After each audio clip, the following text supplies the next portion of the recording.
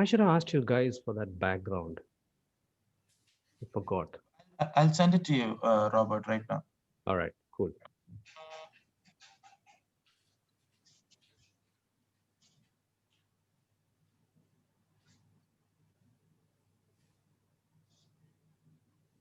Got it. Shall we start?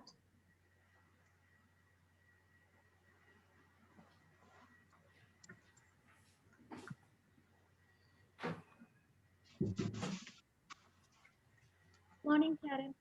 Morning. Robert, Vinod, Anusha, we are all, Hashim, we are all good to go? Yes. Yep. Good Morning. morning. Good morning and welcome to the Humourous MasterClass hosted by Area 50 Division L. Thank you all for joining in the morning. I know it's quite a task and we're still having people come in. Okay. Dubai people are very late risers, I suppose, on weekends especially. So I'm really happy to see all these wonderful and smiling faces. I think behind the camera, if you can all switch on your cameras, that would be great because that will keep the trainers encouraged. So I acknowledge the presence of our Division L Director, Toastmaster Stephen George, and our Division B Director, Toastmaster Harish Krishnan, who has just stepped in. Thank you, and all the dignitaries who have come in, and some ground rules before we move ahead. So please refrain from speaking on the three taboo topics of the region: religion, sex, and politics. Please keep yourselves on mute unless when you intend to speak. Keep your video on, as I said before, so that it will encourage our trainers. And enjoy. We'll have a question and answer session at the end of the training, and keep the chat facility is on throughout. Now, to take us forward for this meeting, we have a wonderful, a charming and bubbly personality, a master of ceremony. She's a very good friend of mine because we've been associating for the past 1 year. She is the president of one of the clubs in Area 50, Schlumberger, Dubai, Toastmasters. She's been a Toastmaster only hardly for a year and a half or 2 years maybe. But she's a reigning champion, humorous champion of Area 50. So please put your hands together to welcome our master of ceremony for today, Toastmaster Anusha. Over to you, Toastmaster Anusha. Thank you, Sharon. So, my Toastmaster journey has been more of a roller coaster. It's like that Ferrari World ride, which goes super fast. I think it finishes in 20 seconds. And it's so fast that you can barely like open your eyes to see where you're going, right? So, similarly, last year, I was literally pushed on stage to give a speech in front of 50 odd people. So I was like, okay, let's do this. So I go on stage, I tuck in my stomach, and I tell my story about my sister and me. And now the story has drama, it had emotion, it had so much emotion that they actually gave me an award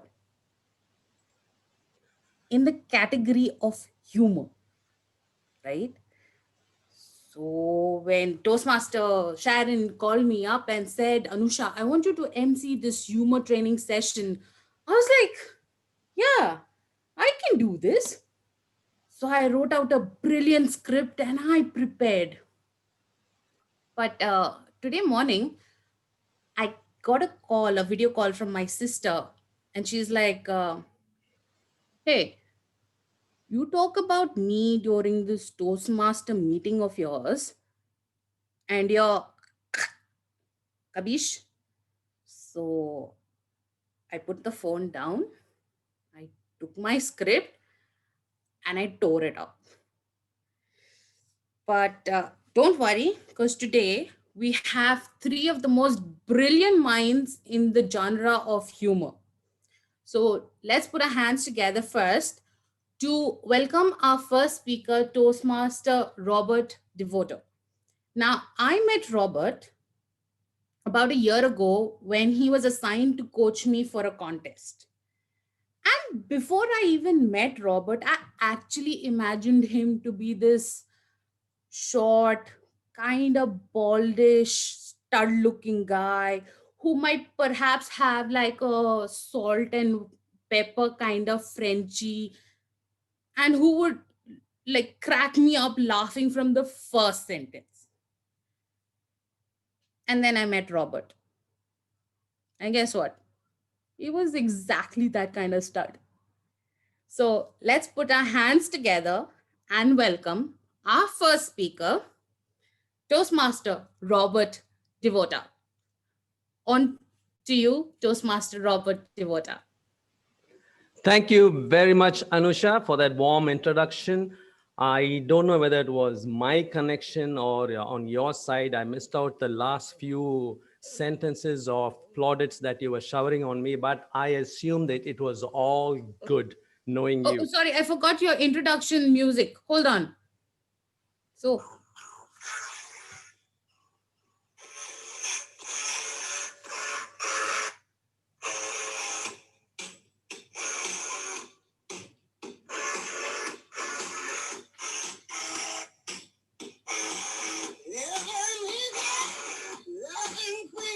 I love it. Thank you so much, Anusha. I love that music, and it has really set the tone for the rest of this wonderful session that we have today. Good morning, everyone. Thank you for joining us from all over the world, wherever you are. I just chatted with Eva. She's joining us from Perth, and I know Sudha is joining us from Jordan. And for the others who are joining us from Muscat and from Bahrain, and let me say all the names, and let's just assume that the whole world is here. Yes, thank you so much for joining us from wherever you are for this session. Today, it's my privilege. It's my really warm pleasure to have two stalwarts also join me with delivering this humorous speech masterclass. And when the time comes, I will be introducing the other two, my right and my left, who are going to be supporting me in this session. Today, what we're going to do is okay, before I get into that, let me answer one thing first. If you came here thinking that if I attend this session, can it make me funny? The answer is no. If you came here asking the question, if I'm already funny, if I think I'm already funny and I came here thinking, will it make me funnier? The answer is probably. Why do I say probably? Because we will be sharing few tips and techniques of what makes humor work. And then it's up to you to put it into practice and practice and practice till you start to see the results. All right? So having said that, that's our disclaimer. Let's move on. All of you who have seen the Humourous contest and the international contest, who have participated in both contests, or who have been judges, or who have just been spectators. What's that one difference? There's only one difference between the international speech contest and the humorous speech contest. What's that one difference? Let's see it in the chat box. And by the way, keep your questions pouring into the chat box. At the end of the session, there's going to be a Q&A session, and we will answer your questions. So keep pouring your questions into the chat box. Audience response. Yes. Vinod Panikar has nailed it. It is audience response that is the one differentiating factor between a humorous speech ballot and an international speech ballot. Why? Because the difference between a humorous speech and an international speech is actually not much. And in fact, in an international speech, if you have a thoughtfully engaged audience, the expression would probably be the same as a thoroughly bored audience. It would be something like, but if it's a humorous speech, we expect to hear some laughter from the audience. We expect the audience to feel tickled and really in a jovial mood just by hearing and seeing what you're delivering in your humorous speech. So If you don't find the laughs from your audience while you're in the midst of your humorous speech, it probably means that your aircraft is landing on the wrong runway. Time to make some quick corrections. All right. Moving on. I'm going to share my screen now.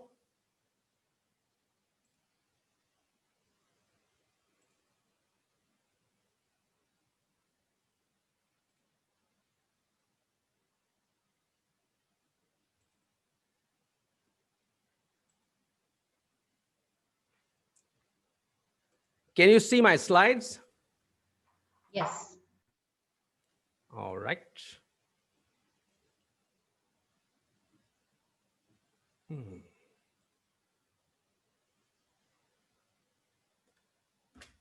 Every speech, be it a humorous speech or an international speech, needs to have a purpose.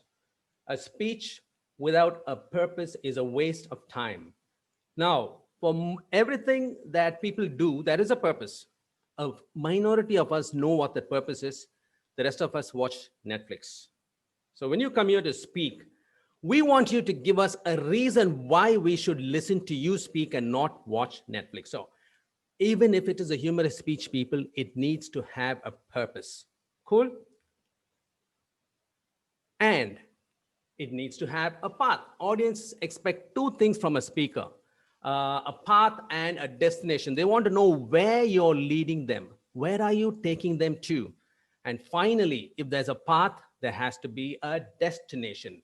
We want to know, as the audience, where are you taking us and why should we join you? Now, as a humorous speaker, the main goal of your speech is to impart or share a little knowledge about your experience, some personal life experience in an entertaining and engaging way. Your job is not to come there and stand and rattle off a string of one-liners as a stand-up comedy. If you will look at your humorous judge's ballot sheet carefully, it mentions there that it's not supposed to be a string of disconnected one-liners. There's supposed to be a thread weaving through the speech from the opening, the body, and to the conclusion. So we need to know finally where is the destination that you're taking us to. And we would advise that the stories that you share, the incidents that you share, be your own stories, your personal stories from your own life experience. Thanks to social media today, we can read and see all hundreds and thousands of stories on WhatsApp and Google and YouTube. We don't want to hear or see them. We want to hear the stories that only you know, that only you have lived through, that only you have experienced. They are the ones that are going to hold our attention and stop our hands from going down to our smartphones. All right? Now, any speech, again, whether it's humorous or whether it's international, needs to have a structure. A speech without a structure is like a kite without a frame. It will fly, but straight in your face. And the simplest structure that I know of is what you see on the screen. It needs to have an opening, it needs to have a body, and it needs to have a conclusion. So the opening is where you tell him what you're going to tell him. Your body is where you tell him what you said you're going to tell him. And your closing is you tell him what you just told him. Or tell them what you are going to tell them in your opening. And in your body, you tell them what you said you would be telling them. And in your closing, you tell them what you just told them. Now, some of you might think, duh, that sounds dumb. Yeah, I know. But you've got to do it. Sometimes people forget halfway through the body of your speech, what was your starting? You've got to remind them that this is where you started and this is where you brought them through and this is where it's ending. Okay, it's coming to the end of the speech. Time for the clap. All right? So tell them what you're going to tell them. Tell them what you said you'll tell them. Tell them what you told them. If there's a structure, now for the opening, this part is where you tell them what you're going to be telling them about. Your opening is very, very, very key to your speech. Why? Can I see it in the chat boxes? Why is your opening key? I mean, you have your body. Your body has so many anecdotes and stories that you're going to be sharing with them. But why is your opening key? I can't see my chat box here. So Sharon, if you could read some of the answers in the chat box, that would be helpful for me. Sure. Still waiting. Okay. Yes. Audience attention. Audience attention. What about the audience attention? Capture the interest. Capture the interest. Yes. You need to connect or you could lose them. First impression is the best impression. Exactly. Exactly. So your opening, why is it important? Because it's the first words that are going to come out from your mouth. It's the first words you're going to utter. And as someone said, first impressions are always the best impressions. You know why? As my mentor and good friend and one of the speakers who are going to be speaking mentioned a long time back to me, you're never going to get a second chance to make a first impression. Remember that. You're never going to get a second chance to make a first impression. That's why it's so important that you spend time on what and how are you going to open your speech. There are many ways that you can open your speech. With a question. Why? Why question? Because the minute you ask someone a question, they may not know the answer, but the first thing that comes to their head is, shit, he's asked me a question and I've got to tell an answer. I may not know the answer, but how am I going to manage it?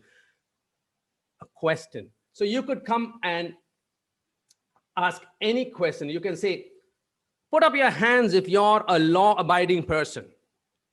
How many of you are law-abiding persons here? So you would have some answer. Great, you're just like me. I too am a law-abiding person, except when it comes to my in-laws. Then I become an outlaw. Judges, fellow Toastmasters, and fellow outlaws, good morning. What have you done? You've got their attention and you've put them in a good frame of mind for what you've got to talk about. You've set the context for your speech. The opening is like where a fisherman goes and casts his line with a hook into the waters. And the bait is what is at the end of the hook. And he wants the fish to bite. So that's what you are doing when you go and cast your opening into your audience and you want them to bite from the word get-go. So you could start with a question, or what else? You could start with a quote. And it need not be a very deep and meaningful quote. It could be a completely unrelated but very funny quote. You could come and say, one morning, I shot an elephant in my pajamas. How he got into my pajamas, I have no idea. Said Groucho Marx. So you've got people's attention when you quoted, and the twist at the end made them stop, reflect, get surprised, and laugh. And now they're waiting to hear what more you've got to say. So you could start with a quote. You could start with an anecdote. Now, as it says there, an anecdote is a short account of a particular incident or event, especially of an interesting, amusing nature. Now, how many of you know the difference between a story and an anecdote? Let's see it in the chat box. What's the difference between a story and an anecdote? Sharon, could you help me? Yes, waiting for the responses. All right.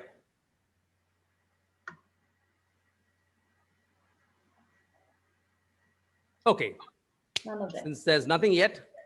Vinod said An anecdote. Yeah, sorry, go ahead. Anecdote is a section of the story, usually, a lot smaller. Exactly. Personal story, real experience. Exactly. An anecdote is a small slice of life. It's not the whole story, but it's a small slice of life, and it's a personal experience that happened to someone, and it's that someone's account of how that incident occurred. So that is the difference between a story and an anecdote. You can have a lot of anecdotes in a story, but you cannot have a lot of stories in an anecdote. You get it? So you could start off with an anecdote that is personal to you. People love to hear your personal stories. Or you could start off with a striking visual. We all remember the opening of Mohammed Khatani's famous speech, The Power of Words. How did he come and start the speech? He came, he put his hand into his pocket, pulled out a cigarette, and he was going to light it. And the whole audience was just shocked. What? He's actually going to do it on this world championship screen? And then he stopped and started his speech. He had everybody's attention. Whether they liked him or not, they were all glued to what he was doing on stage. So you could come and start with a striking visual pose, or you could come and give a startling statistics. We humans love to hear some startling statistics. So you could say now, I'm telling you all, look at your right hand. Go ahead, take a look. Anusha, you're not looking at your right hand. I can see it. Look at your left hand. Statistics prove that one of your hands has probably touched a surface that has not been sanitized in the last 30 minutes. And that surface is probably your face. Some of you are actually touching your face. Now I have your attention. Oops, is that so? So then what does statistics say is a safe time for me to touch my face or not touch my face? Whatever it is, I have your attention, and now I can proceed with the rest of my speech. Or you could also come with a startling statement. You know, pickles are the leading cause of broken marriages. Yes, you heard me right. The pickles that couples land themselves into when they play outside their marriages are the leading cause of broken marriages. There I have your attention. You thought I was talking about pickles, but then when I connected it to something remotely not occurring in your line of thought, I had your attention immediately. So you could come and start with a startling statement like this. Or you could come and start with a variety of what we call sound effects. If it was me, I would probably try something like silence. When you come and do this at the start of your speech and you're not saying or doing anything else but just this, you've got your audience curiosity picked. What's coming next? And then I would probably say, that was the sound I heard outside my bedroom window from my friend Vishnu, who was trying to wake me up on a Friday morning. I have your attention. So this is another way that you could use to get the attention of your audience right from the opening. Or you could do the opposite. You could come and just stand there in silence. This was all I could do when my daughter asked me, Dad, did you eat the last slice of my birthday cake? And I've got your attention. I came there, I didn't say anything, I stood in silence, so your curiosity was now elevated. What's happening? Has he forgotten his speech? Is he going to mumble and fumble his way through? And then I start speaking, and what I said was not what you expected to hear, so you laughed. And from that moment, I have got your attention. You know what is so powerful about your audience laughing with you? It means they agree with your point of view that you're putting across to them. And it's such a powerful feeling when the laughter in the audience builds up. It means you have now connected with your audience and they're allowing you to go on with their support. That's what all these forms of opening will try to get you right from the word go. Okay?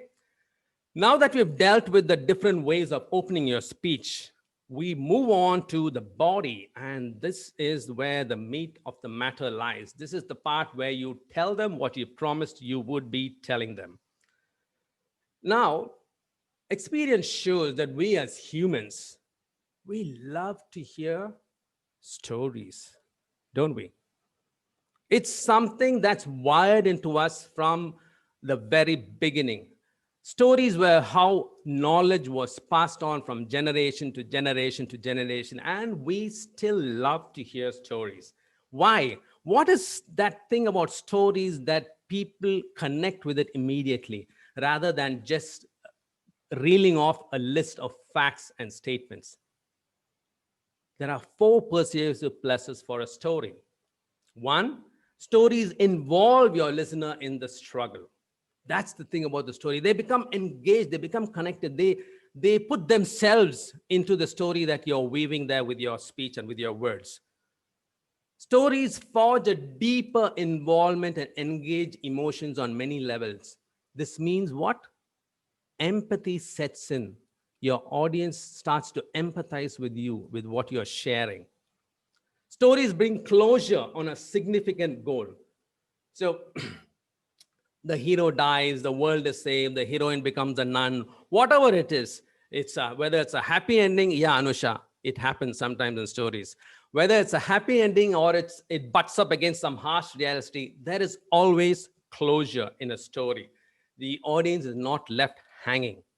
Stories are memorable because they have structure. There's a story arc, there's a beginning, there's a middle, and there's an end. And this remains in the memory of your audience long after they have listened to your speech. And when they recollect a speech that they heard you give to a friend or a spouse, they would remember the stories you shared. So not just I, but my 2 stalwart friends, we encourage you to weave your speeches in the form of stories so that your audience engagement is that much more with your story.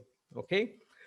To quote Jeff Zimmerman, when you tell a joke, people remember the joke. But when you tell a funny story, people remember you. And that's what you want, right? You don't want them to just remember the jokes you said and forget who said it. You'd rather they remember you and say, he was such a funny guy and he said so many funny things. Wow, if he's going to give a speech, I'll recommend you go and listen to him. That's what you want. And that's what stories does to you. Okay? Now, before we proceed further, just as in anything else, there are some rules when it comes to scripting a humorous speech. Let's see what those rules are. I'm in yellow. Keep out of the gutter. What does this mean? Use humor that doesn't rely on coarse language or profanity to make its point. Try not to go below the belt. Be old-fashioned. I say old-fashioned because nowadays the belt has dropped down somewhere to the knees. So that's why try to be old-fashioned and keep it above the belt. No coarse humor. Stick to safe subjects. Avoid sex, religion, and politics. You don't know who you're alienating among your audience. You don't know what are their strong feelings on certain subjects. So why do you want to venture into those areas? Stick to safe subjects. And believe me, there's no dearth of safe subjects. If there's any of you who think that a humorous speech cannot be told without sex, religion, or politics, then you're completely missing the point. Do not give any introduction to a funny story you're going to say by saying any of these lines. That reminds me of a really funny story. The minute you say that, what's going on in your audience's minds is, we know, you probably heard it from some WhatsApp story or you probably saw it on some YouTube channel. Never start your punchlines with that line. Have you heard the one about the minute you say that, what goes on in the audience? Yes, we've probably heard it, so you don't waste your time telling us that. I heard a great joke the other day. You'll really love it. Your audience will switch off.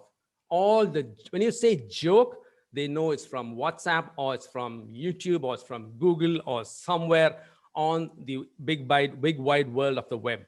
Never start your line by saying, I heard a great joke. Rather, you could replace that with something so funny happened to me today. All right?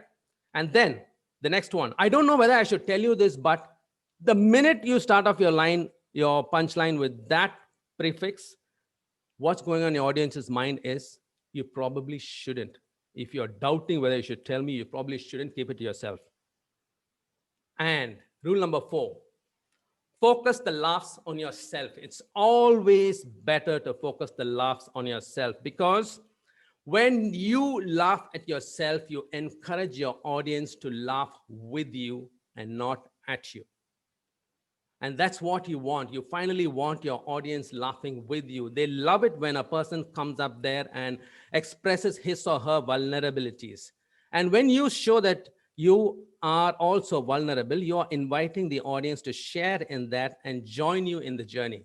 And when they start laughing with you, you've got them engaged. All right. So focus the laughs on yourself. Stick to your speech purpose. Very, very important. Something that I told you at the beginning. You're not there to come and rattle off a string of one-liners that has no connection to what you said you're going to be talking about. Please stick to your speech purpose. The last rule, remember all the earlier rules. Very important. If you forget this rule, you're going to end up in a lot of problems. So these are the rules to follow. And now I see the time is red. I'm going to stop sharing my screen here. It doesn't mean that I've said all that I have to say about how to craft a humorous speech. I'm going to now introduce a good friend and an amazing speaker who's going to be delivering a speech which he delivered on the contest stage. And this was a speech he won also for. Okay. Let me just quickly run through his introduction. He's been a Toastmaster for 9 years, and he's currently a member of Take Debate, TGIS, and JLT clubs. He's still happily married. Yes, if he joins one more club, the happily might disappear, but he'll still be married. Working with EY as part of their tax technology team, his only notable achievements are, audience take note, his only notable achievements are a master's degree in procrastination and finding an antidote for all his flaws within Toastmasters, his wife.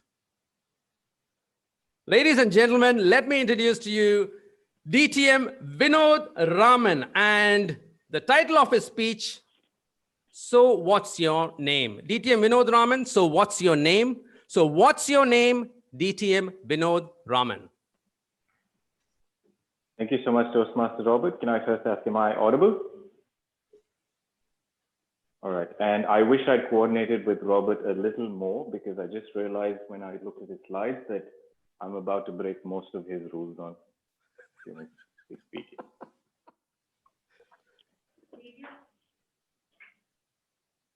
Am I good to go, Robert?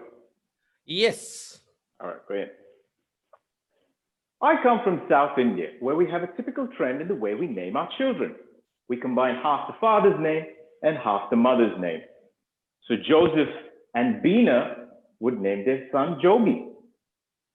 Sukhdev and Shika would name their kid Sushi. I used to go out with a girl named Grace. I'd already named the child. I never got to have with her.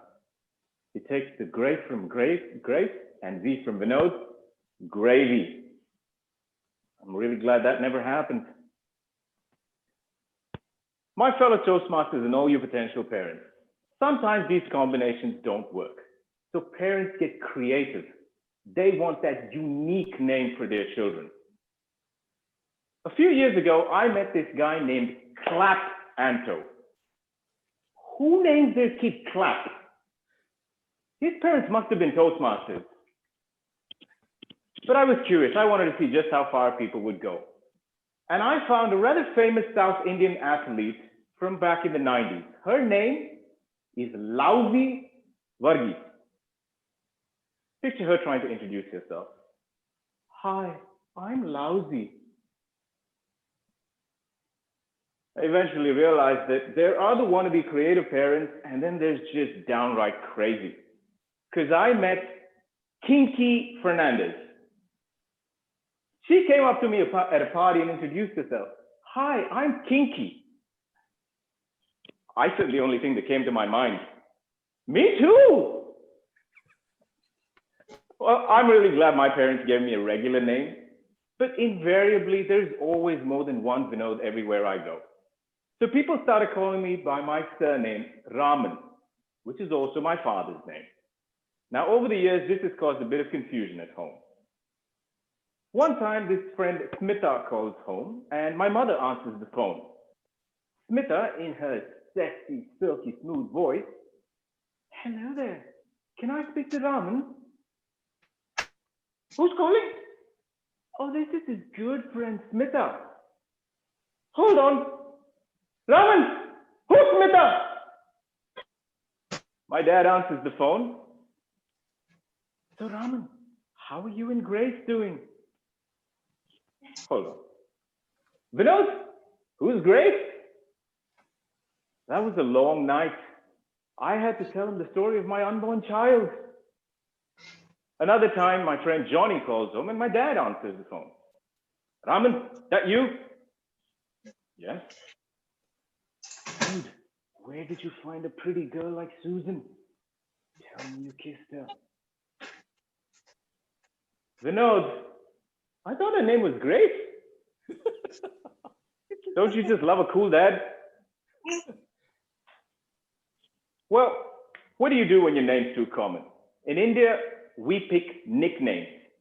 And since we're very creative, our nicknames often have no relation to our real name. I have this very good friend named Daksh Modi. At home, everyone calls him Bittu. Turns out all his cousins have similar nicknames. Sonu, Monu, Tonu, Sachu, Kichu. It was like if you walked into his house and made some noise, someone would turn around and ask, yes, did you call me? Unfortunately, I had a bit of a cold that day. Achoo! Damn it! Achoo! Crap! One of the uncles started yelling at me. Why are you abusing my son? It got very tense at dinner.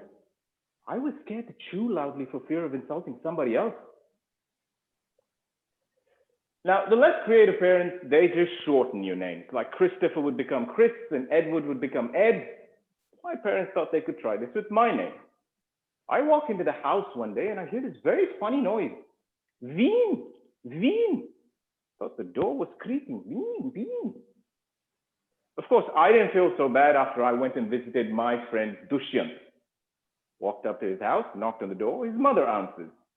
You have a friend here, douche. I thought she was calling me that until the real douche came down the stairs.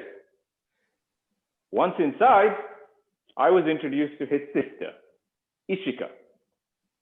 Her father walks up and says, Vinod, have you met our daughter? She's easy. So to all you potential parents, when you pick a name, think about how it's going to affect their lives. If your names are Tina and Vincent, do not name your kid TV.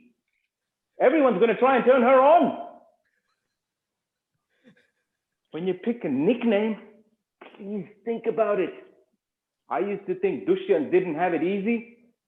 That was until I visited my friend Kshitij. What do you think they call him at home? Back to you, Robert.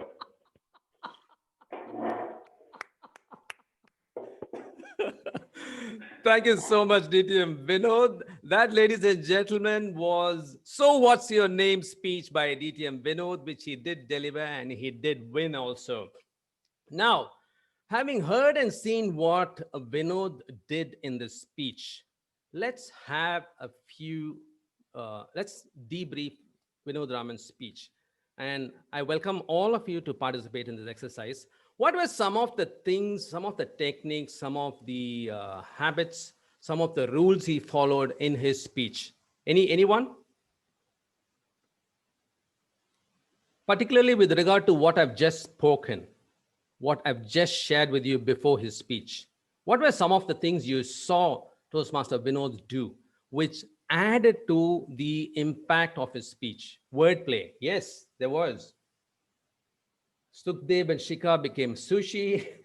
Grace and Vinod became gravy.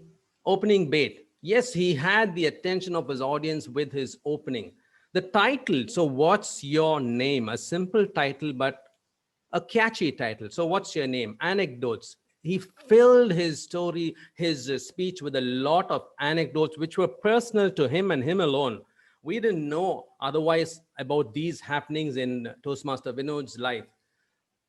Heard this speech of Vinod so many times, but still laugh like I'm hearing it for the first time. That's the art of a great speaker who is Vinod. He was talking around the topic on names throughout. Yes, he stayed on topic. Even though he shared a lot of anecdotes, he stayed on topic. He did not diverge. He did not stray away from point. And that's very important for the judges who are going to be marking you on this in their ballot sheets. He respected the audience intelligence. Yes. And thanks, Amir. Though Vinod did say that I wish I had paid more attention to Robert's script earlier because I'm going to be breaking a lot of them. What Vinod did was he skirted the line with taste. There's a difference between taste and there's a difference between being downright vulgar. Downright vulgar is where you use profanity and abuse without any respect for your audience or their intelligence. Being tasteful is where you skirt the line and don't cross the borders. Now, I asked Toastmaster Vinod that how much is too much when you are crafting your speech? How much is too much of skirting the line? How do you know? And Toastmaster Vinod had an answer for that. Vinod, would you care to tell us the answer in your own words? How much is too much when you are crafting your speech when it comes to skirting the line in these tricky areas? Probably the easiest rule that I'd follow is when in doubt, leave it out. And so there is one particular joke that I did leave out today. I probably continue to leave it out. So yeah, if you think that you might offend even one person in the audience, don't go down. You can definitely find a better joke. You might just be able to find a better way to say it as well. All right, great. So there's your answer to that question of how much is too much. What were some of the other things you all saw Toastmaster Vinod employ in his speech? He used something which I'm going to be talking about in my second half. His opening had a triad, and one thing which Toastmaster Vinod used in his speech was a literary device used in comedy writing called a callback. What's a callback? A callback is where you have already established a context and cracked a punchline, and the people laughed for it, and then you moved on, and a couple of sentences or paras later, you made another punchline, but it had a reference to the earlier punchline. And now your audience is already primed and prepped for receiving this punchline. And so the response is double of what it was the first time it happened. It's called a callback. You will see this happen in a lot of script writing by stand-up comedians. You can use this to great effect in humorous speeches too. When you make references to a punchline that has already come in earlier and you've got your audience already primed to respond even better the second time around. That was something he did when he spoke about his unborn child. What else did he do? He used innuendos to good effect without coming across as crass or vulgar. And if you had been paying keen attention, well, I had the luxury of having his script with me, so I know that he buttressed the body of his speech with 3 different paragraphs, which gave a lot of anecdotes around the point that he was trying to make about the habit of naming your children in a particular manner. Did you all notice that he tied his closing to the opening? Again, this is another form of callback, and it really leaves your listeners with a humorous bang. You can close your speech with a humorous bang, and it leaves them with that awesome impact that they remember your speech for a long time to come. He used something which I'm going to be talking about more in this half. He used characterization techniques of bringing his characters to life by using voice modulation and personal and facial expressions. There's something else which he used. I don't know if you all noticed. There were different characters in his speech, but he didn't run around from that side of the room to this side of the room to show that their characters are different. He stood where he was. He just assumed different positions of facing the character, and the voice modulation and the facial expression he used when he took that position and spoke, we as the audience knew who was the character who was now speaking at that given moment. This is another technique that you can use in the delivery of your humorous speeches to save time so that you don't have to run around from left to right and tire yourselves out. These were all the things that he did. And one thing which I really appreciated, he had the presence of mind to sneeze so appropriately in these pandemic times, right into his elbow. Amazing, amazing. This is what goes into the mindset of a great speaker. Well done, DTM Vinod. And moving on, getting back to what I was sharing about what are the important things when it comes to crafting a humorous speech. What are some of the things that will help you to really leave your audience with a lasting impact? Let me share my screen again.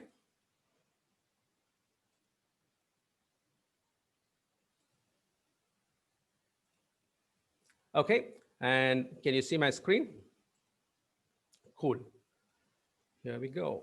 So these were the rules that we did. Remember all the earlier rules.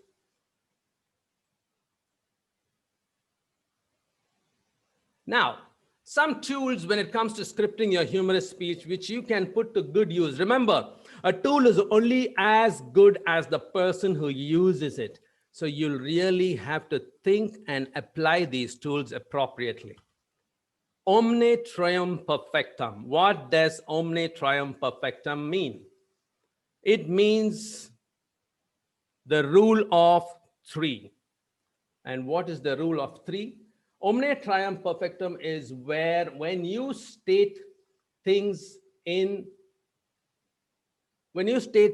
as a trio of events or characters, it's more humorous and satisfying or effective than other numbers. The rule of three, it works not just in writing, but also in presentations. Neuroscience has proved, I say neuroscience because it makes me seem more intelligent, but jokes aside, neuroscience proves that people pay attention when things are presented to us in triples. Sorry, I'm playing with my, excuse me. Yeah, so people pay attention when things are presented to them in triples. It could be 3 repetitions of the same word or phrases or examples or 3 characters in an anecdotal story. So for example, an Irishman, an Australian, and my father-in-law. I've got your attention there. It was an Irishman, it's an Australian. What's his father-in-law doing there? Robert doesn't look like an Irishman, nor does he look like an Aussie. How did he land his father-in-law in the middle of them? So the first you say, the first time you use, so how does the power of 3 work? It works like this. The first usage, it sets up whatever it is in the audience's mind that you want to make them believe is possible. The second time when you do it, it reinforces it. And by the third time, the audience has totally bought into whatever you've shared with them, and they expect you to continue along that same path. And when you don't and hit them from a completely different direction with your punchline, they're surprised. And a natural human behavior when one is surprised, in order to cover the surprise, is to burst into laughter. So for example, if I were to tell you, this morning, when my wife told me that my in-laws are arriving next week, I was tickled, thrilled, and terrified. So when I said tickled, you thought, okay, he's okay with his in-laws coming. When I said thrilled, all right, he seems like he's really on good terms with his in-laws. And then when I said terrified, you didn't expect me to say that because I already set the tone with tickled and thrilled. And when terrified came, you burst into laughter. At least I hope you did. Some of your faces look like you were laughing. Unless those are expressions of pain, it's very confusing. So when you're writing your scripts, there are a lot of literary devices that you can use. The first one, which I will always recommend, is the rule of 3, which is triads. Another one, which is very effective, is puns. What are puns? It's a joke exploiting the different possible meanings of a word, or the fact that there are words which sound alike but have different meanings. So some examples are, I have a split personality, said Tom, being frank. I hope you got that. And another example is, the furniture store keeps calling me to come back, but all I wanted was one nightstand. And that's a pun that you used to good effect, where you were actually talking in one direction, but you were probably meaning something else. So puns are very good to use in your script to catch your audience attention and keep them continually engaged. That's okay. Yes. Innuendos. Innuendos are something that you just saw DTM Vinod Warrior use a lot in his speech. What are innuendos? It's an elusive or oblique remark or hint, typically a suggestive or disparaging one which carries two meanings. The second meaning, often achieved through a pun, is intentional. So I'll give you an example of innuendos. Groucho Marx's famous line, anyone who says he can see through women is missing a lot. And another example, former Hollywood actress Mae West's famous line, I used to be Snow White, but I drifted. These are examples of innuendos which you can use to great effect in your speeches. And other literary device that you could use is malapropism. What is malapropism? It's the mistaken use of a word in place of a similar sounding one, often with an amusing effect. For example, I think she's going through her mental pause, where you substituted mental pause for menopause.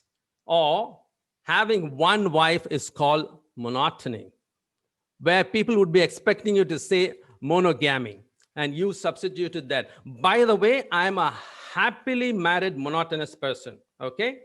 Just to let you know. I know some people will immediately be wanting to share this with my wife and say, you know, Robert said this. Well, Robert said this with good intentions, okay?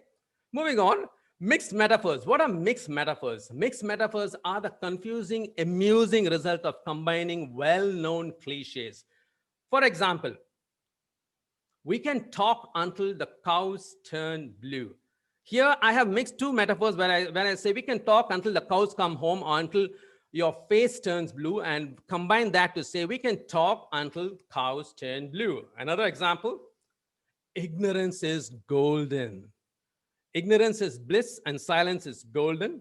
I've combined both to make a mixed metaphor of ignorance is golden. There are so many metaphors which you can mix and match to great effect according to your script. Understand that it has to match what you're trying to convey in your script. Another great tool that you can use is irony. What is irony? It's using words to imply the opposite of their literal meaning, or a situation where the outcome is the opposite from that intended or expected. Let me give you, sorry, I went back. A financial advisor who's deep in debt himself. What an irony.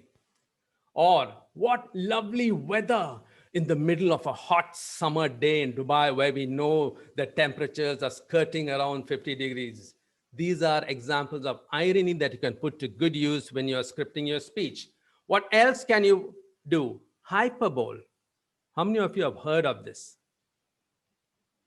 A hyperbole is a literary device that adds extreme exaggeration to a statement or thought. They are almost always used jokingly and aren't taken literally. Now, when I was discussing this with Vinod Raman and with the DTM Hashim Halim gave a fantastic example for what could be construed as hyperbole. It's when my mother-in-law can hear a pin drop a mile away. That's hyperbole. His stinky breath could knock over an elephant. These are examples of hyperbole and understatement. I'm sorry, the example that I'm going to give, which I quoted as having been given by DTM Hashim Halim, was not for hyperbole, it was for understatement. Here it comes. What's an understatement? Understatement is deliberately minimizing whatever is being spoken about, often absurdly.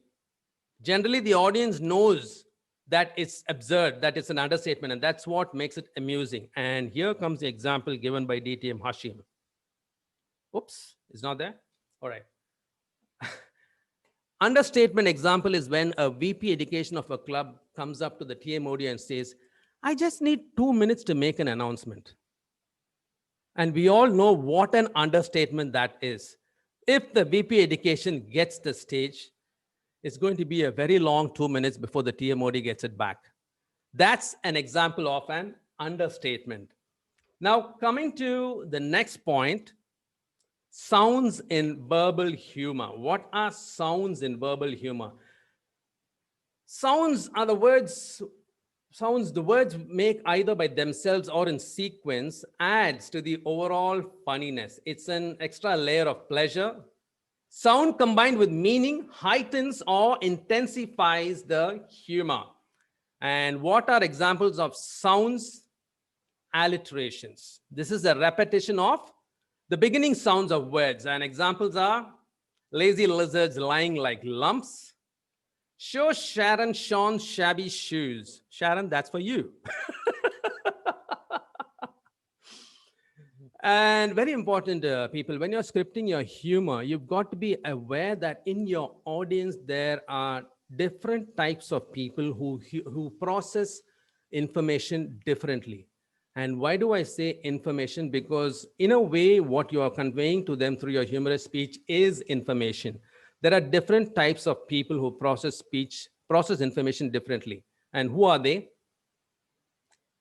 Some people get most of their understanding through what they see you do with your body language and your facial expressions. They are called the visual processors. Okay? Some people, they understand well and get what you're trying to communicate through your vocal variety and voice modulations. They are the auditory processors.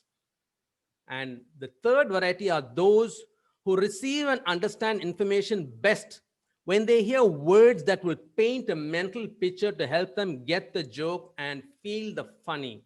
These are the kinesthetics. You have to remember this when you're scripting your speech. It cannot be full of wordplay. You might get a section of the audience, but you stand to lose a large section of your audience because they do not process information only through words. Or if you do a lot of body language and facial expressions, yes, you might cater to a section of the audience, but again, you'll be missing out a large section of the audience who do not process information through what they see you do. And there is a healthy section of the audience who like to process information through your tone, through your pace, through your pitch, through your voice modulation. It helps them to understand and assimilate what you're trying to get across.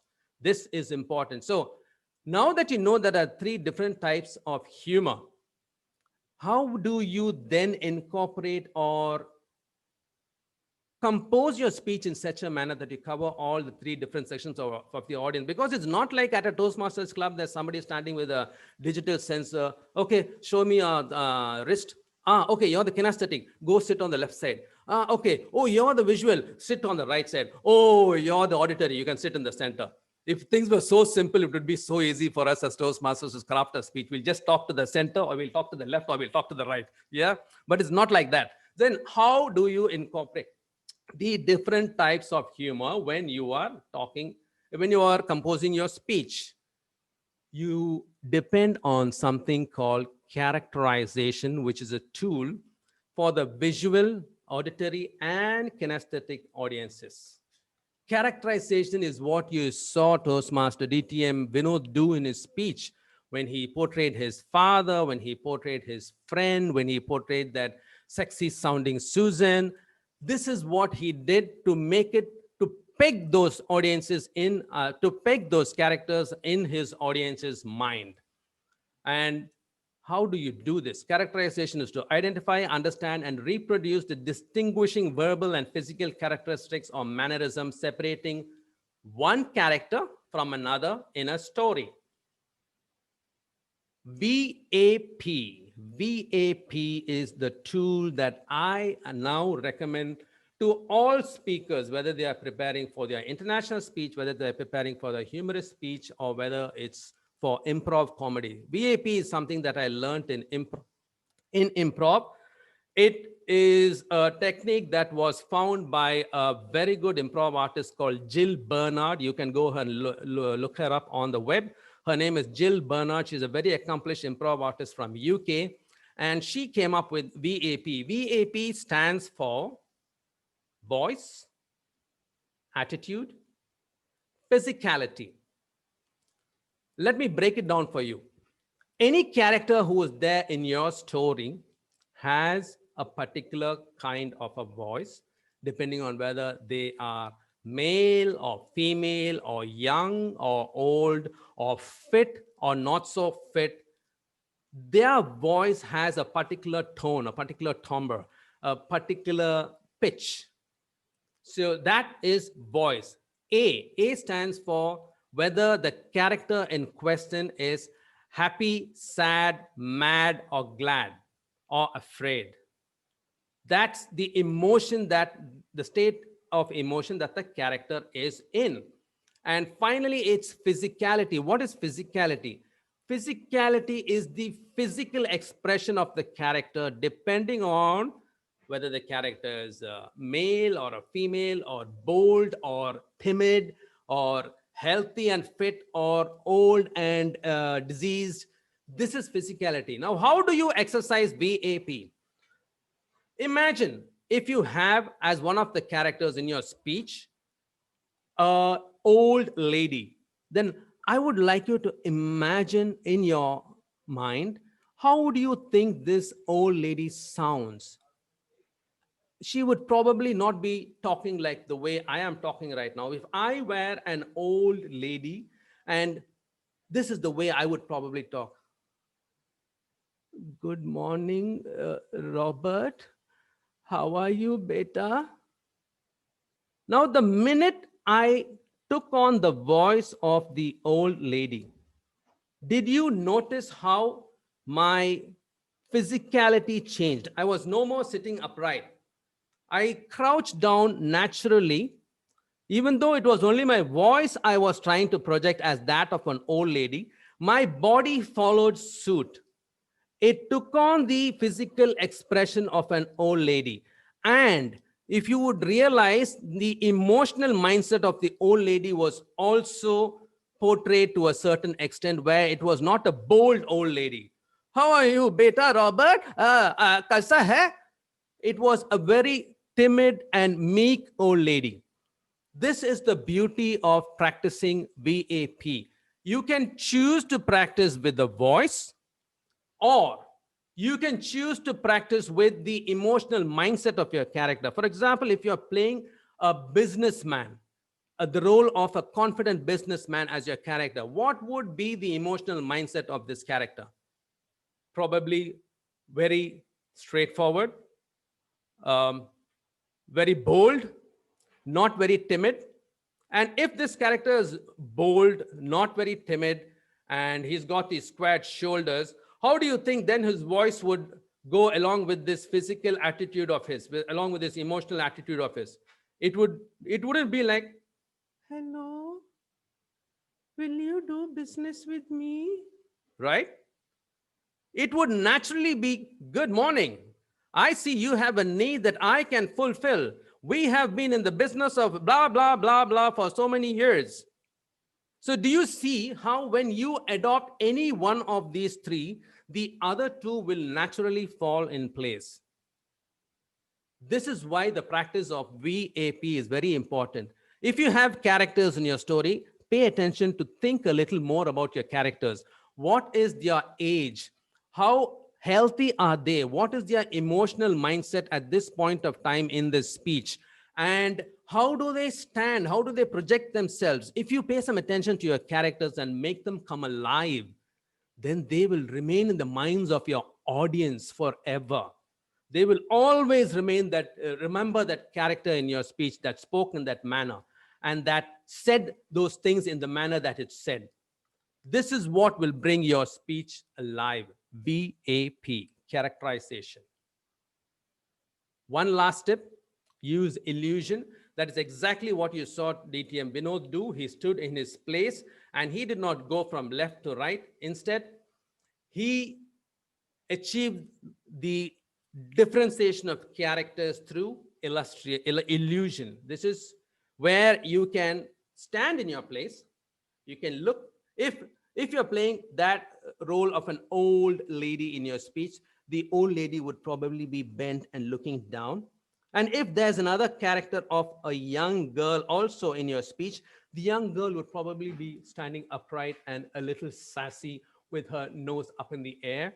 And if there's a shy young boy trying to catch the attention of this young girl, also in the speech, the boy would probably be, stealing glances, but not trying to look like as though he's trying to catch her attention. Now, the minute I do these three stances, you as the audience know clearly who is the character being represented in that moment. Yes, this is a tool you can use to convey to your audience at any given point in time who is the character that is speaking at that point without having to move from one end of the stage to the other. Some of you might be thinking, but on the world championship stage, it's so large, and I've seen people walk from the left to the right. Yes, when you reach that stage, you modify your speech accordingly.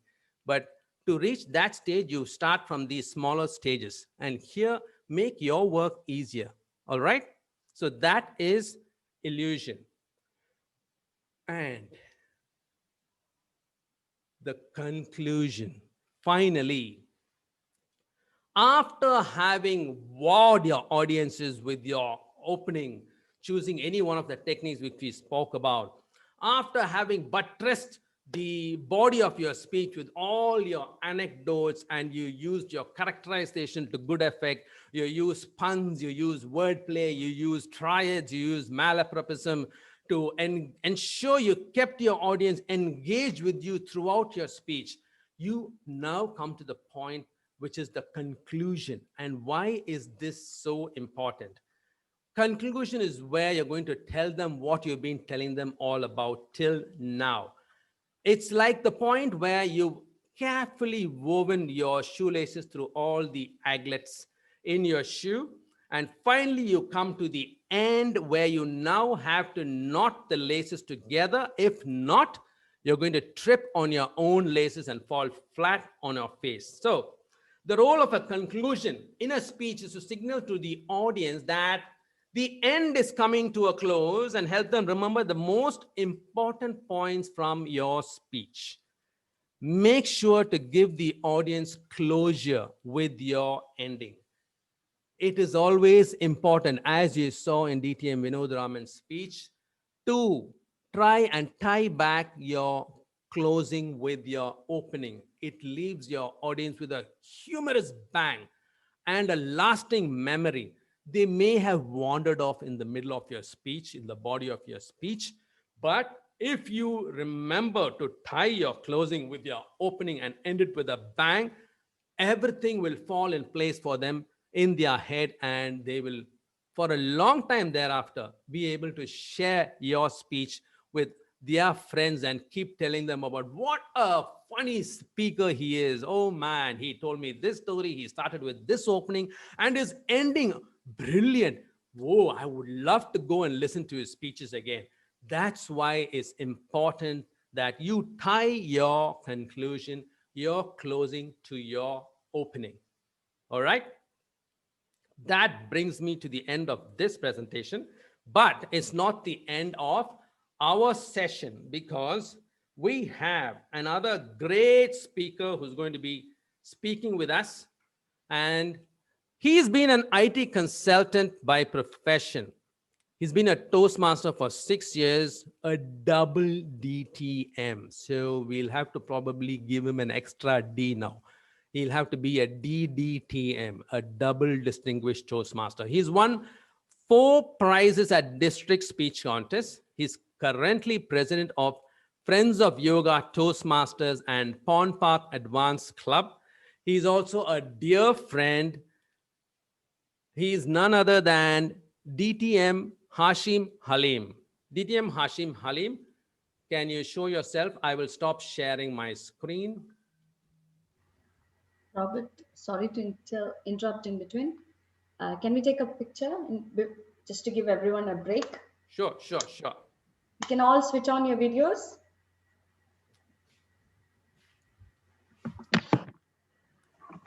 Hashim is the only one who's looking the greatest for a picture. Hashim, wow. So we'll have a break as well. Okay.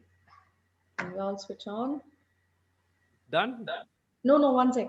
Everyone is It's just, they're all warming up. Yeah. Okay, okay. It takes some time, yeah? Yes, 1 second. Yes, okay. I hope, yeah, we still have people switching on. Yes. Second. Vinod, is that your best smile?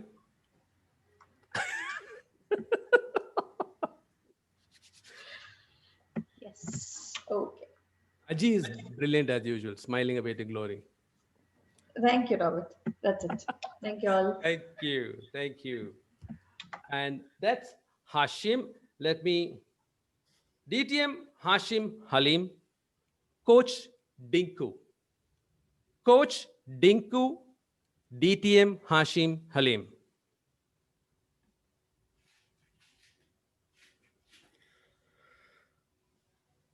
Namaste, everyone. The great Indian philosopher Swami Dindigul Muttappa once said these profound prophetic words: Randu ka pandu ku maha dishkandu kaku. Now, how many of you are curious to know what that means? You can show me with your reaction buttons. Yeah? Well, actually, I have absolutely no idea what that means. But my mentor said it is important to create curiosity at the beginning of your speech. Dear Robert and all my dear friends, today I'm going to share with you my adventures in Toastmasters, ably supported by my first Toastmaster mentor, my good friend Dinesh Kundra. I used to call him Coach Dinku for short. Now, Dinku was less of a mentor and more of a tormentor. His first tip to improve my speech was, Hashim, you need to find your message.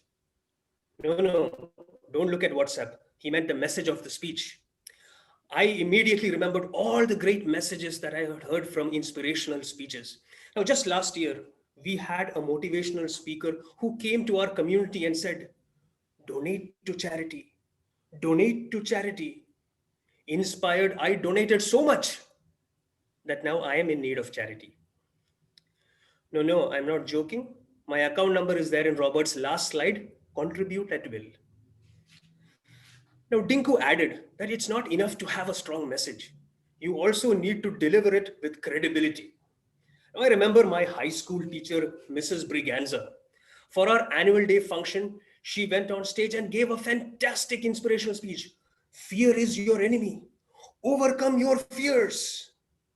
In between her speech, she saw a cockroach on stage, screamed her lungs out, and ran away. Now, I don't know if she overcame her fears, but that cockroach definitely became a hero that day. Now, there are many motivational messages out there. You see it all over YouTube. I don't agree with some of them. Like this motivational speaker who said, life begins at the end of your comfort zone. Get out of your comfort zone. What kind of a message is this? I spent my whole life working to get into my comfort zone. Now he wants me to get out. I wanted to tell him, it's my comfort zone, you get out. Now, some people take motivational speeches to the next level. Just last month, we had Robert, who came to our club and gave a fantastic international speech where he said, don't follow the beaten path. Create your own path. Go where there is no path. After listening to this speech, 3 Toastmasters are missing from my club. I think they're still trying to find their path. Having heard all my ideas for motivational speeches, Coach Dinku advised me, Hashim, you leave motivational speeches for some time. Let's try table topics. Now, I hate table topics. Table topics master will always come up on stage and say, this is the most exciting and entertaining session of the meeting. That's only for him. For everybody else, it's the scariest part of the meeting. Now, one day, he called me on stage and announced my name and gave me the topic, Toastmaster Hashim. If you could change anything, what would you change? Yeah, table topics are all like this only. Nobody can understand. I thought for 10 seconds, looked at the topics master and said, topics master, if I could change anything, I would change this topic. I believe that was the last time that gentleman ever became topics master. But after my stellar performance at table topics, Coach Dinku advised me, Hashim, let's park table topics for some time. Better you try evaluation. Now, since I was already a noted personality in my club, they sent me to an outside club to try evaluation. Before we start, let me ask you all a question, and you can show me by the reaction button. How many of you all believe that honesty is the best policy? If you can show me a thumbs up. Yeah? Great. I see that none of you have ever evaluated before. The first rule of evaluation is without hesitation, you have to lie straight to the face. Now, I didn't know this rule. So I looked at the target speaker after his speech and said, what a speech. What a speech. What was that speech? I hear that poor speaker has never come to Toastmasters again after that.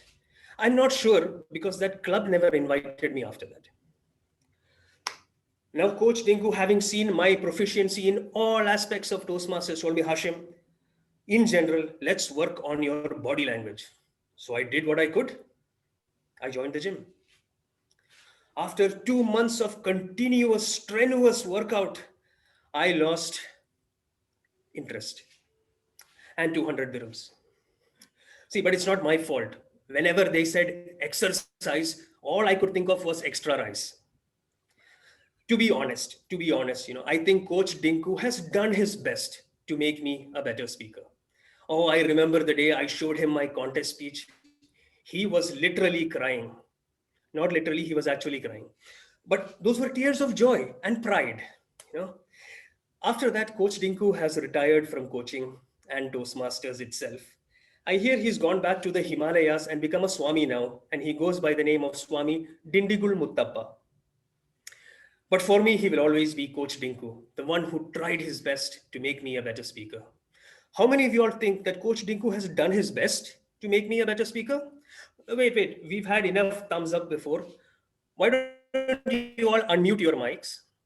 And if you think Coach Dinku has done his best, just shout out hi. Hi! Hi. Hi. Thank you. Actually, that question was not needed. But my mentor said, you need to end your speech on a high note. Back to Robert. Thank you, DTM Hashim. Well done. Ladies and gentlemen, how did you enjoy that speech that you just heard by DTM Hashim Halim? Let's do a little debrief on what were some of the techniques and literary devices and characterization techniques that you saw DTM Hashim use in his speech. Let's see it in the chat box. What were some of the things which I've already spoken about? There's still some, okay, what were some of the things that you have already spoken about, which you saw being employed in DTM Hashim's speech to good effect, to great effect? Attention at the beginning with the gibberish. Yes, he had our attention from the opening with his Dinku statements. Body language. Yes, he used the power of three. He used the power of three when he said, what a speech. What a speech. What was that speech? And we were all expecting him to go on with his praise, and he just punctured the balloon when he said, what was that speech? And he had our attention. Characterization was there. Content very apt for the crowd he was addressing. Did you all notice that he tied the closing back to his opening? And that added to the impact of the humorous bang he left us with, was it not? He used a lot of wordplay. He was not just my mentor. He was my tormentor. And those kind of things peg in the audience's memory the highlights of your speech. One more thing that DTM Hashim used, exercise extra ricely Devi. I don't know what that is. He had a smooth transition from one topic to topic and had the pauses for us to think and laugh. Choose funny names. Yes, it adds to the impact. Dinku and Dindukal Muttappa. I'm sure For a long, long time to come, you all won't know about anything more about these characters, but these names, Dinku and Dindukal Muttappa, will remain in your memory. Something he spoke, yeah, Dinku and Dindukal Muttappa. So funny it was. Next time you see him, you ask him, you will say that.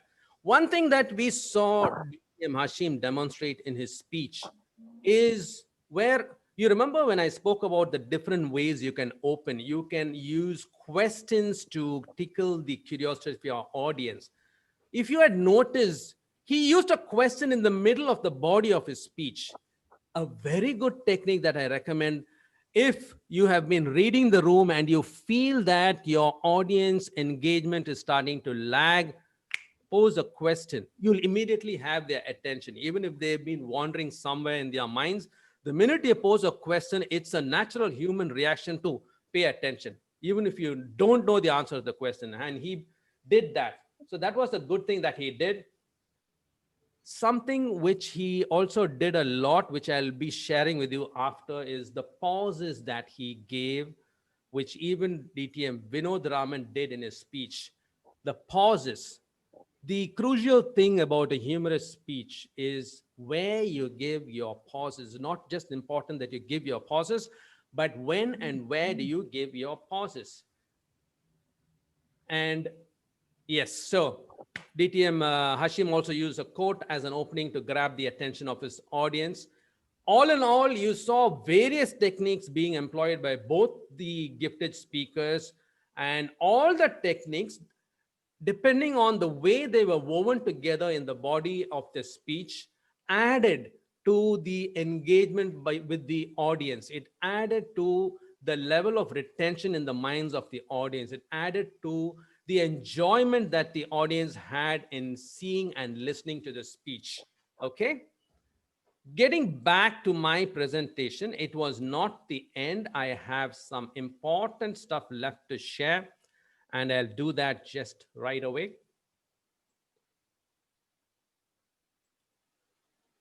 Do you see my screen?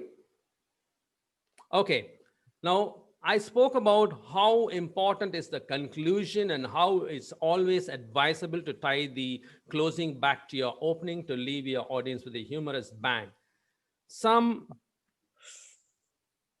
1 minute.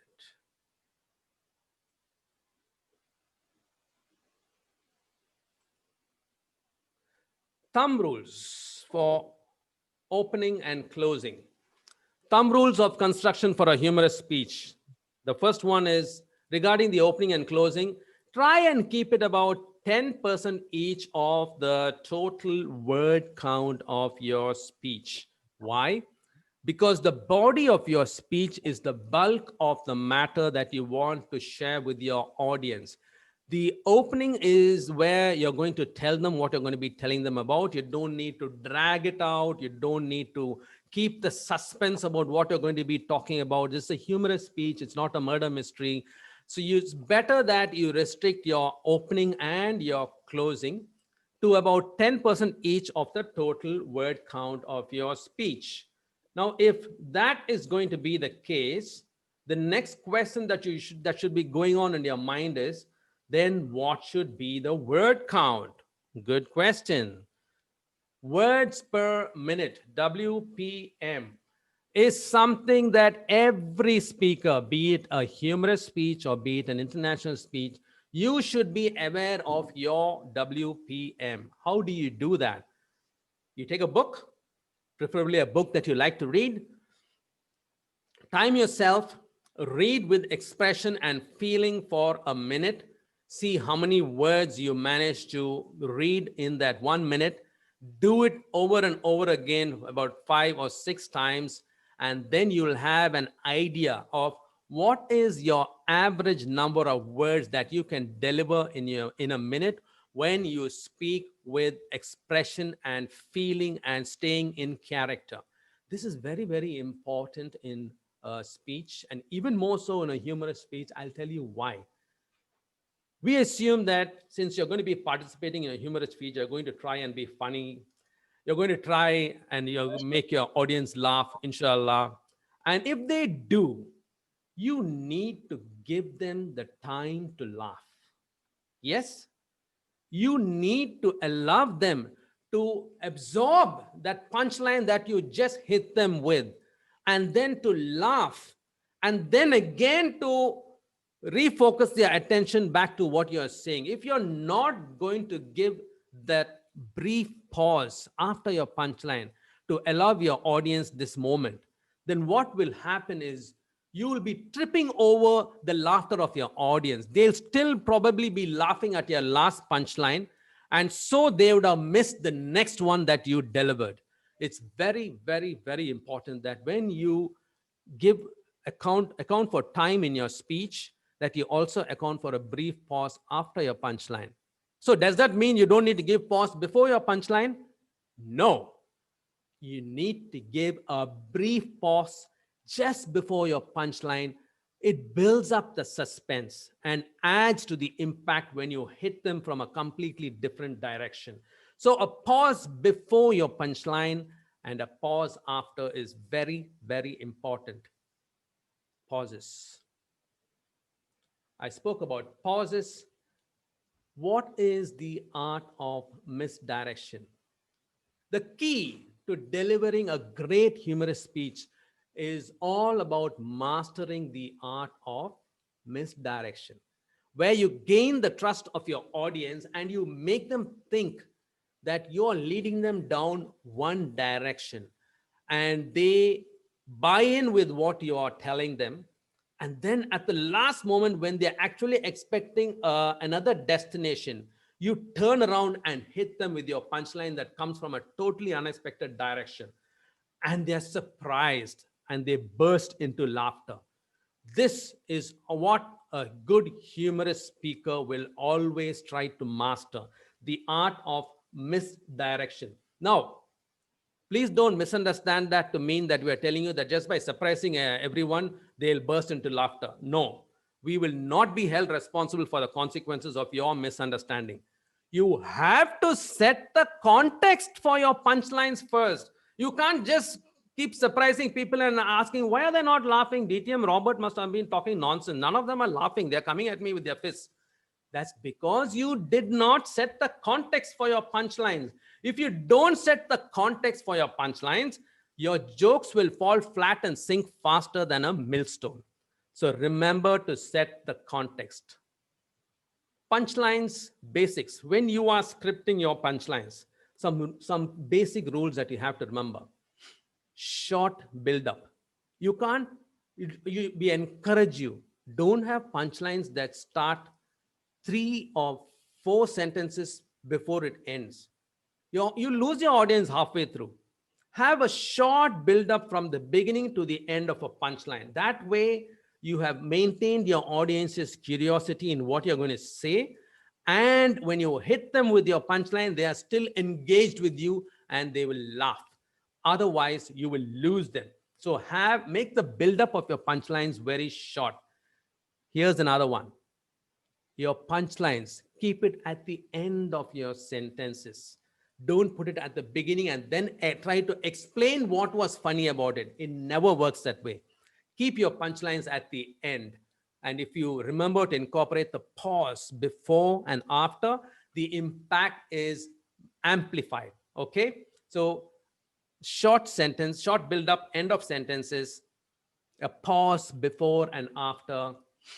These are the basics when it comes to scripting a punchline. Now, when it comes to finally drafting your humorous speech, if you think that after listening to this session, after watching DTM Vinod Raman and DTM Hashim, and after hearing all that I had to say that, whoa, I have mastered it, I'm going to sit and write such a funny speech, it's going to leave people with their ribs breaking and aching for a long time to come, you're going to be sorely disappointed. Humor never works out that way. Humor always comes in the rewrite. You'll never get it funny the first time straight away. If you want to get funny the first time straight away as a humorous speaker, then I recommend that before you go on stage, you put some ants into your pants, and the way you'll be frolicking around on stage, you'll make your audience laugh so much, they'll be in tears, and so will you. But if that's not what you want to do when it comes to cracking up your audience, then you've really got to pay attention to the drafting of your speech. Write your speech. Rule number one, write it. Just write it. Once you have a topic, once you've chosen a topic, just write it as it comes, funny or not. Don't think about the funny. Think about opening body and conclusion. Number two, then you go back and try to add as much humor as you can. Number three, now you remove anything that isn't funny, which doesn't support your point or breaks the flow of the piece. And you go back and do this again and again and again. Believe me, people, the script of your speech, I know, I've been there. I've been so attached to it. It's broken my heart. How can I take out this para? How can I take out this sentence? Oh, that joke, that's the best part of it. No. The minute you get so attached with your speech, there ends all possibility of it turning into a great speech. You have to be heartless and brutal with the content that you write, because it's not just your perspective that matters. It's also the perspective of the audience that you're going to be delivering your speech to. So go back to your script, write it, rewrite it, share it with friends, deliver your speech before small groups, get their feedback, get their understanding. Not everybody is going to get your jokes the way you think they will get it. They're going to come back at you with so many different perspectives that you're going to be left wondering, why did I ever start writing a humorous speech? That's all the part of the process of going through the pain of coming up with a really rib-crackling humorous speech. But at the end of it, believe me, you will be left with a feeling that you've done something of worth, that your time was well spent. And this is something you would love to do again and again and again. So that is all that it counts when it comes to making a humorous speech, scripting it, working on it, and delivering it. With that, I say namaste. Thank you very much for this time given to me, given by Division L to us, Vinod Raman, Hashim, and myself, to share what little we have learned in our journey of being humorous speakers. Now, again, I state this is not the be all and end all. There is still so much more to humor, but these are the little basic steps that can make you get better at delivering your humorous speeches and becoming a really good humorous speaker. With that, I hand over control of the stage to Anusha, who will now take over the Q&A session, all those questions that you've been wanting to be answered. We are here to answer them for you. Back to you, Toastmaster Anusha. Thank you, Toastmaster Robert. So we have a few questions. The first question is it necessary to have a message conveyed across in a humor speech? Which I believe you have answered already. I would answer that. If you look in your judge's ballot, it says that there has to be a point to the speech and it should not be a string of one-liners. And so, yes, it is necessary that there should be at least one point you're trying to make throughout your speech. If not, you will lose points on that count. What do you think about that, Vinod? I'd agree with you, Robert. Probably one thing I can add, because people tend to ask, if you want to know what would be the difference between a humorous and an international speech, both have messages. The difference is, in an international speech, you'd marry that message with a call to action. That's not something that you have in a humorous speech. You still have something you want to tell them. And like you said, it needs to be all tied into one point and not a string of one-liners. But you don't necessarily have to have a call to action.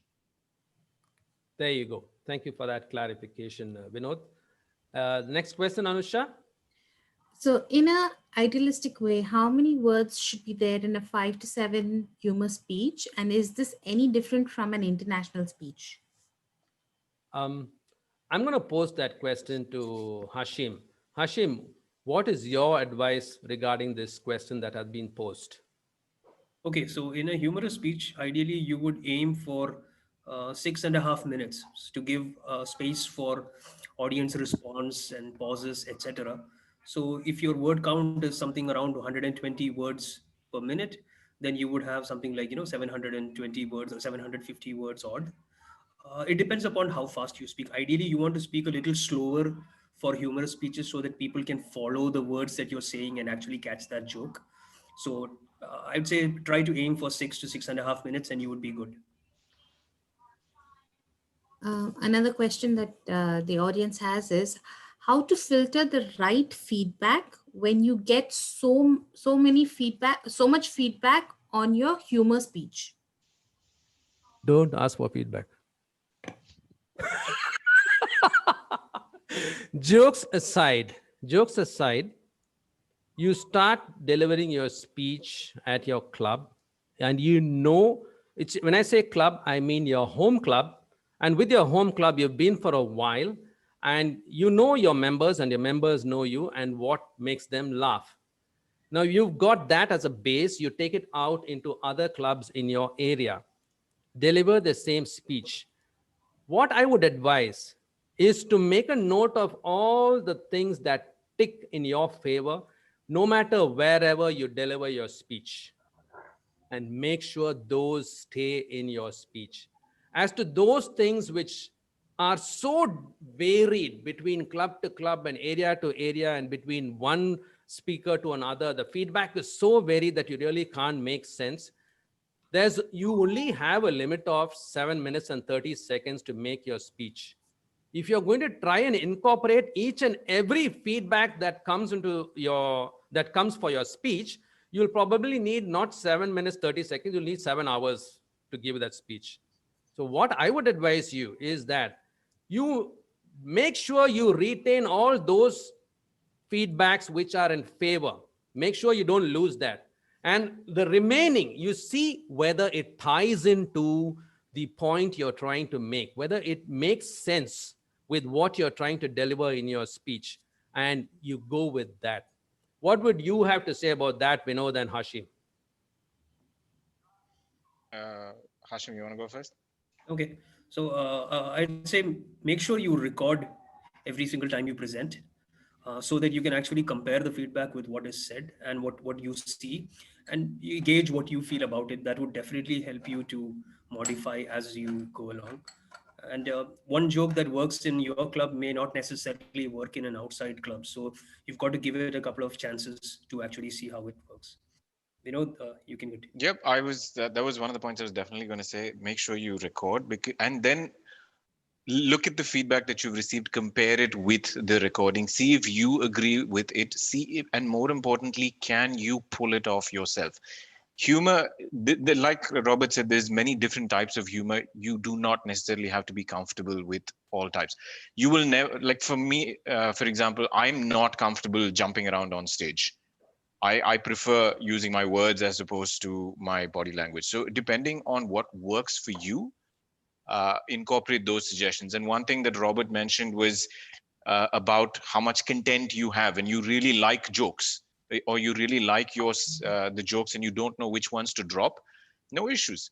You have multiple levels of contests that are coming up. When you go to the next level, you have a couple of new jokes that you can bring in. So we're not saying delete and forget your content, save it for later. And perhaps the best audience that you can practice in front of is children. If you can make them laugh, you can make anyone laugh, because children are not afraid to tell you exactly how they feel. If they don't like your jokes, you will see them on their phones. So it's a very good way to actually practice humor. Okay. Another question that is, are there any special tools for humorous delivery, especially when you're online or on Zoom, or you're delivering it online or on Zoom, which is the same thing? I can answer that. I've been conducting a lot of improv sessions that we used to do physically in flesh and blood. And then when the pandemic hit us and everything went on lockdown, we wondered how do we now continue with these sessions, which depend so much on being present and being able to look into your scene partner's eyes and gauge their body language, gauge their emotional state, and continue with the narrative? This was a question mark that was on our minds as to whether it would make sense if we went online and tried to continue the jamming sessions. We decided to give it a go, and we started, and we learned that in many ways, just because the freedom of meeting in flesh and blood and in live meetings had always been there, that we had not actually explored how much more could be done through online mediums. And now when we had no other choice other than to have these online sessions, our eyes were open to how much we had been limiting ourselves in trying to engage and keep online meetings as humorous and interactive as physical meetings.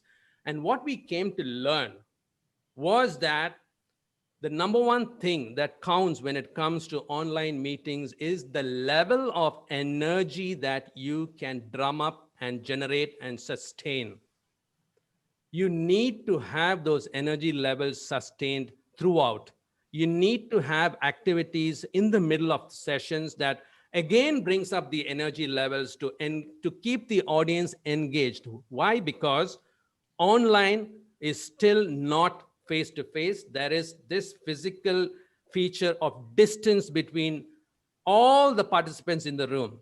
And when they are not together, they are sitting in their own separate silos. There's so much other things going on around them. Things are not equal in every room. The sound may not be the same. The lighting may not be the same. The ambience around the person may not be the same. You'll have to take all these factors into account, and they are actually limiting the level of engagement. For this reason, you'll have to really work hard on keeping the energy levels sustained throughout your meetings. This is something that we learned with going online. And another thing is, try and get yourselves a decent camera where you are able to see people clearly. Why? Because it's only the visual that you are depending on now, even more than the mics, because your sound systems may not be able to capture the emotion that is there in the person's voice. So all the more you're depending on what you are actually seeing. So the better you are able to see the other person's facial expressions, the better you'll be able to fill in the blanks in your head as to the overall nature of what the person is trying to convey. And better will be the engagement. Anything that you would like to add, Hashim and Vinod? Zoom actually makes it easier for you to record, and you can have a separate session with all your mentors and just test it out how your speech is going to look like on the screen, and they can give you feedback. So it makes it actually easier for you to practice and prep work with your mentors to enable the correct visual effect when you're presenting on Zoom. So I think that's made it actually easier for you to do that. Vinod, you want to add on? But the one other thing is, when you're on a stage, maybe the people in the back don't have the privilege of, seeing your facial expressions as well. But on a camera, that's something that will show very, very clearly. So that's something you want to make, it's a little bit of motivation to actually work on those facial expressions, unless you're going for poker face humor. If that's something that works for you, perfect. Because even that can actually get laughs. And that's true. I'd like to add on to the point that Vinod said, that right now, your face is right up there on everybody's screen. So it makes it all the more easier for people to see whether you're engaged or bored. It's not like you're far away. So you've got to be paying a lot more attention to how you're coming across on screen. And if you do that, it can be as engaging and as enlightening as it used to be when we were meeting physically. Believe me, it can. Okay. So what do you suggest? I mean, is it standing up or sitting down that is the best way to give an online speech?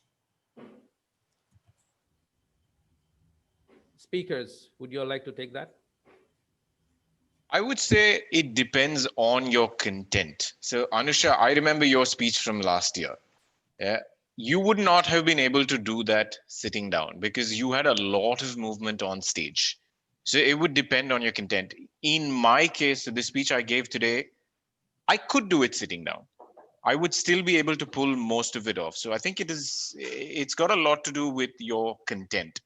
But at the end of the day, if for me, I think it would, I think I would like to see the speaker moving around and not just sitting down. Not necessarily that they have to jump around and use the entire speaking area, but then at least all of their body and gestures, everything will speak. Okay. So personally, I think I would like to see a person standing, but if your circumstances or surroundings don't allow for it, the best answer would be it depends on your content. Sounds good. How do we cultivate a sense of humor which is inbuilt to incorporate in a speech? How do we cultivate a sense of humor which is inbuilt to incorporate in a speech? I wish we had the magic capsule answer for that. Along with the coronavirus vaccine, this is also being on trials at the moment. It's successfully being tested on monkeys right now, but if they have not progressed to human stage. Jokes aside, cultivating a sense of humor is a do-do thingy. You have to practice this in your closed groups with your friends, with your partners, with your colleagues, and see based on their reactions, are you coming across as funny to them? Or are you coming across as annoying? Are you coming across as downright boring? And based on that, you'll have to tweak your responses. And then and only then will you be able to understand what is the funny that people see in you and make that work in your favor when it comes to crafting your speeches. It's not something that the three of us here can say, okay, step one, do this. Step two, do this. Step three, do this. And wow, you've got a sense of humor now. We certify you, Toastmasters certify you as certifiably humorous. It doesn't work that way. It's a do-do thingy. You really have to work at it. That's why I said at the beginning, if you think listening to this session is going to make you funny, no. But if you think you are a little funny and it might make you funnier, I said probably. The last question I have on the list is, are there any tips to recover if your jokes fall flat? If people don't react as you expected? Yes, I have lived through that. I remember I was the G at Arabian Dreams Toastmasters Club. It was a special occasion. And Toastmaster Sedika Kebi had come and delivered a speech about her growing up years. And she made a reference to her, she being a girl growing up, she made a reference to her body also growing up and how her school uniforms were starting to be tight. And I made a note of that. I was a G for that meeting, and I came back and I started my G's delivery. And things were going quite smoothly. I had them chuckling and laughing. And then I thought I'm really going to crack them up with this line about what she mentioned. And I said the line and it went flat. There was absolutely no reaction from the audience. And I immediately said, great. That's one line I'm never going to use in any more speeches further up. And that cracked them up. So one thing you could do is, if you're in the moment, you frankly admit it, that you wanted this to work another direction, but it did not, and you're not going to try this again. You never know, it might work in your favor. Another thing, if it doesn't work, you're the only one who knows that there was a punchline. The audience doesn't know it. If they had known it, they would have laughed. So they didn't know it. And you're the only one who knew that that was supposed to be a punchline. So move on. You've got other punchlines coming down the road. Probably they will work. You'd like to add anything, Binod and Hashim? Yeah, I was going to add that punchlines will fail sometime or the other. Yeah, punchlines will fail sometime or the other. So you just swallow it and move on. That's why Robert had a slide which says that, great speeches are not written, they're rewritten. So you take that feedback, go back to the, go back to your workshop and rewrite it to fine tune it better. There was just something missing. But jokes will fail. You swallow it, move on, hit your other jokes, and pick the crowd back onto your side. Sorry. No, that's what I was going to say. That second point that Robert actually said, that you're the only person who knows that that was meant to be a joke. So don't let it fluster you. Just keep going, and people won't realize, they'll be none the wiser.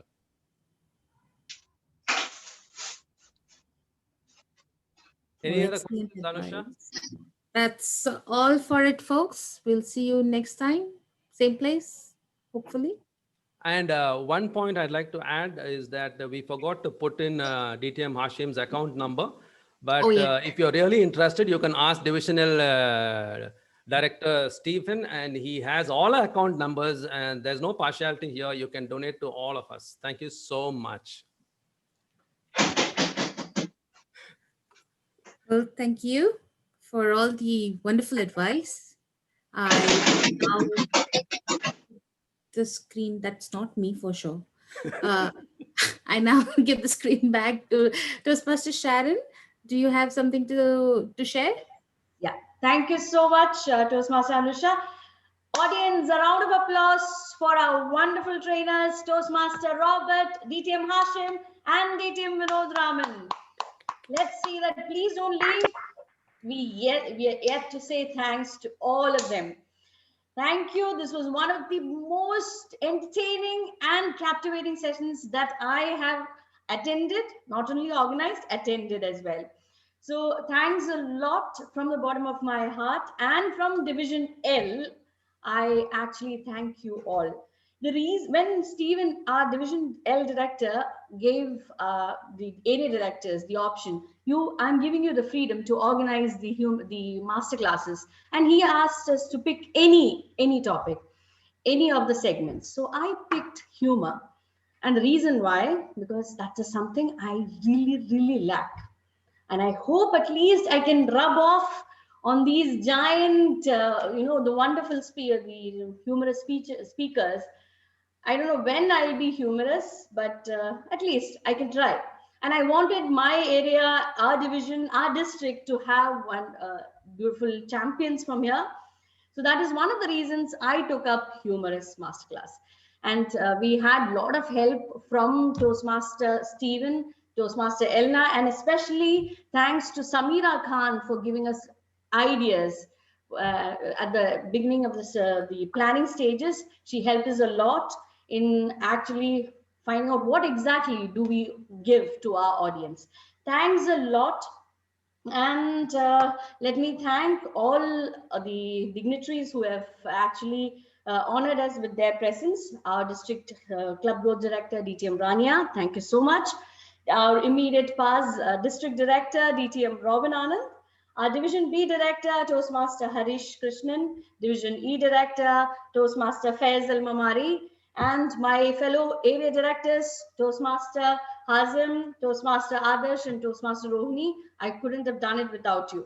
Now it's time for me to officially give some certificates. Thank you so much for our Master of Ceremony, Toastmaster Anusha, for effortlessly conducting the question answer session and also managing the entire show. Thank you. When I wanted an MC for the show, I knew that she was the right person. She has that humor bone in her.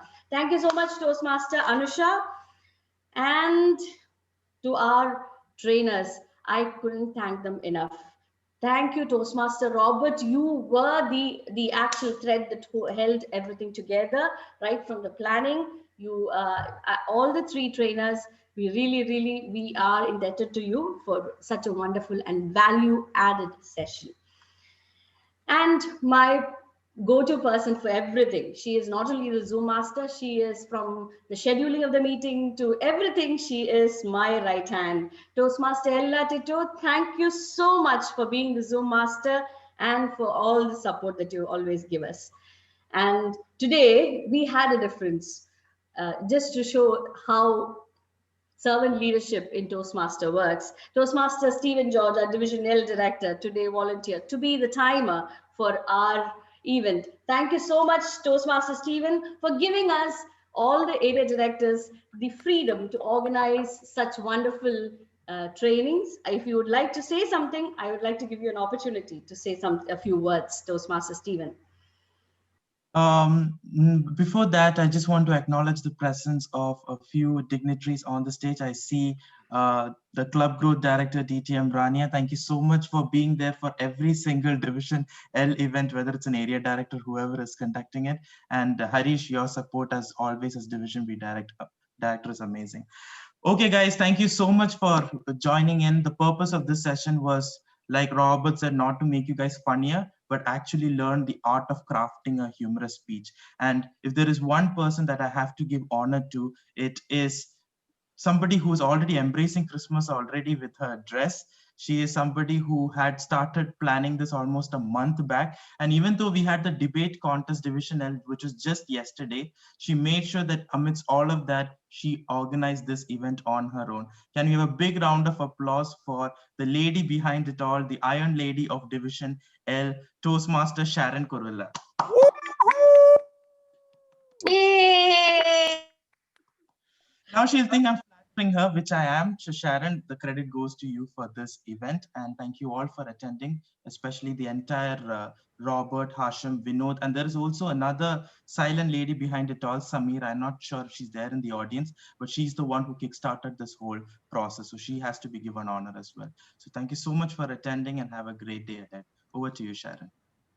Thank you, Toastmaster Stephen. And a big thanks to the audience who joined in from Jordan, Oman, and even Australia. Australia. So, yes, she stayed the whole time, I suppose. Yes, and not to forget our Dubai, UAE audience. So thank you so much. Today morning, I say it is one of the most fruitful mornings, I would say. And don't waste any more time. Go write your humorous speeches. Thank you once again, everybody, and see you all next week. We'll be having our table topic masterclass, which will be conducted by Area 48 under Toastmaster Hazim's organization. So all the very best to you as well. Thank you so much. That's all from us. Thank you. Bye. Thank you so much, Robert and Sharon,